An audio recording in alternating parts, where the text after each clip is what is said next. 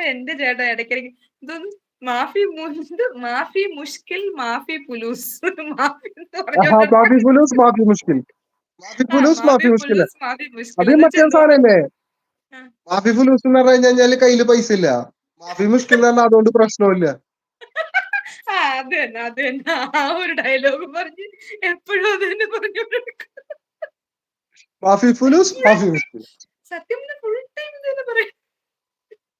കൈ കാശില്ല അതുകൊണ്ടൊരു പ്രശ്നമില്ല. എന്നിട്ട് തന്നെ ഇരുന്ന് ചിരിക്കും. അതെ, അത് ഇപ്പത്തെ ആൾക്കാരുടെ പൊതുവെ ഉള്ളൊരു ഡയലോഗാണ് മാഫി ഫുലൂസ് മാഫി മുഷ്കിൽ. അപ്പൊ അതാണ് അതിന്റെ അർത്ഥമല്ലേ. പക്ഷെ പണ്ട് അർത്ഥം നമ്മളെ പറഞ്ഞു നാട്ടിൽ തന്നിട്ടില്ല. പാട്ടൊക്കെ എനിക്ക് ഇതുവരെ അതിന്റെ അർത്ഥം പറഞ്ഞു തന്നിട്ടില്ല. ഇതുവരെയല്ല. അത് ആരില്ല ചേട്ടാ, കൈ പൈസ ഇല്ലെങ്കിൽ കുഴപ്പമില്ല, നമുക്കൊക്കെ അഡ്ജസ്റ്റ് ചെയ്ത് ജീവിക്കാന്ന് പറഞ്ഞാൽ മതി. അത് പറയിപ്പോ ഓ അതായിരിക്കും എന്റെ അടുത്ത് പറയാൻ ഉദ്ദേശിച്ചത് എന്റെ ചേട്ടൻ. എന്തായാലും എന്റെ പൈസ ഒന്നുമില്ല, നീ ഒന്ന് അഡ്ജസ്റ്റ് ചെയ്യ്. ഇതായിരിക്കും ഉദ്ദേശിച്ചല്ലേ.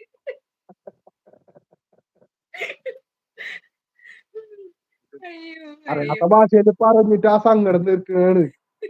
നേരത്തെ പല പാവം. ആൾക്ക് പറയാൻ പറ്റാത്ത. അയ്യോ പാവം. ഒരാൾക്ക് തന്നെ കരച്ചിൽ തുടങ്ങിയിട്ടുണ്ട്. എന്താണ് ഒരാൾ കരച്ചിൽ തുടങ്ങിയിട്ടുണ്ട്. കേക്കണില്ല. ഇനിയൊരു കരച്ചിൽ തുടങ്ങിയിട്ടുണ്ടെന്ന് അറിയാം ഇപ്പൊ തന്നെ. സൗണ്ട് പോയി കൊണ്ട് പോയോ? കുറച്ച്. കൊഴപ്പല്ല, പറഞ്ഞു. അവിടെ ലുലു ഇപ്പോഴേ കരച്ചിൽ തുടങ്ങിയിട്ടുണ്ടെന്ന് അറിയാം. എന്തീനി എന്തെന്നോ ഇപ്പൊ ഇതായില്ലേ, ഇനി ഒരു 26 ദിവസത്തിന് 2500 ഉറുപ്പ്യ ഉണ്ട് കയ്യില്. ദിവസം 100 ഉറുപ്പ്യ വെച്ചിട്ടാ ചെലവെന്നും പറഞ്ഞിട്ട്. അതല്ല, ടിക്കറ്റ് എടുക്കാൻ വേണ്ടിട്ടേ ഒരു ഗോൾഡ് പണയം വെച്ചു. പിന്നെ വണ്ടിക്ക് വേണ്ടിയിട്ട് പണയം വെച്ചതിലേക്ക് അടച്ചു പ്രാവശ്യം വന്ന ശമ്പളത്തിൽ നിന്ന്. പിന്നെ വണ്ടി എടുക്കാൻ വേണ്ടിട്ട് ഒരു 10,000 ഉറുപ്പ്യ കൊണ്ടുപോയിട്ട് അടച്ചു. അപ്പൊ അത് രണ്ടും കൂടി ആയപ്പോ ആള് ടൈറ്റ് ആയി. ഞാൻ കഴിഞ്ഞ മാസം എനിക്ക് ശമ്പളം കിട്ടിയത് അതിന്റെ മുന്നത്തെ മാസം 20-ാം തീയതി. വളരെ നേരത്തെ കിട്ടി, പെരുന്നാളിന് മുമ്പ് കിട്ടി. അപ്പൊ എന്താന്ന് വെച്ച് കഴിഞ്ഞാല് അടുത്ത ശമ്പളം വരാൻ വേണ്ടിയിട്ട് 40 ദിവസത്തോളം എടുത്തു, 45 ദിവസം എടുത്തു. ദിവസം ഒക്കെ ഉണ്ട്. അതിന്റെ ഇടയിൽ കൂടെ എനിക്ക് ടിക്കറ്റ് എടുത്തു, റിട്ടേൺ ടിക്കറ്റ് എടുത്തു. അങ്ങനൊക്കെ വന്നപ്പോ മൂപ്പരാൾ ഇപ്പൊ 2 മാസമായിട്ട് നല്ല ടൈറ്റിലാണ്. പറയാൻ പറ്റൂല. അഡ്ജസ്റ്റ് ചെയ്യുന്നുണ്ട് പാവം. എനിക്ക് ഈ വീട് സ്ഥലമൊക്കെ ആയത് അവളൊക്കെ ഇതാണ് കേട്ടോ. ഞാൻ പറഞ്ഞിട്ടുണ്ടാവും ചിലപ്പോ. ഞാൻ സ്ഥലം എടുക്കാനൊക്കെ ഉദ്ദേശിക്കുന്ന ഒരു സമയത്ത് എന്ന് പറഞ്ഞു കഴിഞ്ഞാല് എനിക്ക് 0 ബാലൻസ് ആയിരുന്നു. ശമ്പളം ഉണ്ട്, ജോലി എനിക്ക് ശമ്പളം ഉണ്ട്, അതൊക്കെ സത്യം തന്നെ. പക്ഷെ കിട്ടുന്ന ശമ്പളം വീട്ടിലെ ചെലവ് കാര്യങ്ങൾക്ക് മാത്രമായിട്ട് ഇങ്ങനെ നടന്നുകൊണ്ടിരിക്കുന്ന ഒരു സമയമാണ്. അതിനുള്ള ശമ്പളം ഉണ്ടായിരുന്നുള്ളൂ ആ സമയത്ത്.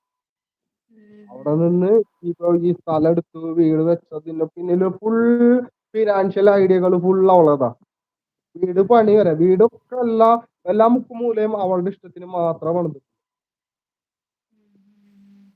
ഞാൻ പറഞ്ഞു, നിങ്ങളാണ് അവിടെ ജീവിക്കുന്നത്, ഞാൻ വല്ലപ്പോഴും വരുന്ന ഒരു വിരുന്നുകാരനെ പോലെ. നിങ്ങളാണ് അവിടെ ജീവിക്കുന്നത്, നിങ്ങളെ ഇഷ്ടത്തിന് പണിയണം, നിങ്ങളതിന് ഐഡിയക്ക് പണിയണം. എന്റെ ഐഡിയക്ക് പണിതിട്ട് കാര്യമില്ല. ശരിയല്ലേ? ഒരു വീട്ടിൽ കുറഞ്ഞോ? ഞാനേ ഹെഡ്സെറ്റ് ഒന്ന് എടുക്കട്ടെ. ഹെഡ്സെറ്റ് അവിടെ പോയി. ഗിഫ്റ്റ് അയക്കൂ പ്ലീസ്. ആരെങ്കിലും ഒരു ഗിഫ്റ്റ് അയക്കാം. 5 ആളുകളുണ്ട്. ഇപ്പൊ കേൾക്കുന്നുണ്ട്. ഇപ്പൊ കേൾക്കുന്നുണ്ടോ? ഹെഡ്സെറ്റ് വെച്ച് പോക്കെയോ? ഇപ്പൊ അതാണ് ഇടയ്ക്കിടയ്ക്ക് സൗണ്ട് കുറഞ്ഞിട്ടുണ്ടായിരുന്നു, ഇടയ്ക്കിടയ്ക്ക് കേൾക്കുന്നുണ്ടായിരുന്നു. അങ്ങനെ ഇപ്പൊ ഹെഡ്സെറ്റ് വെച്ചപ്പോ ഓക്കെ ആയി.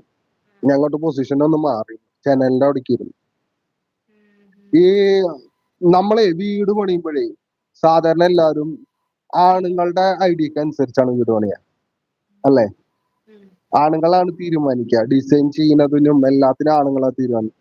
സത്യത്തിൽ അങ്ങനെയല്ല വേണ്ടത്. അങ്ങനെയല്ല വേണ്ടത്. എന്റെ അഭിപ്രായമാണ് കേട്ടോ, എന്റെ അനുഭവവും എന്റെ അഭിപ്രായവും അങ്ങനെയാണ്. കാരണം എന്റെ അനുഭവത്തിൽ എന്ന് പറഞ്ഞാൽ ഇപ്പൊ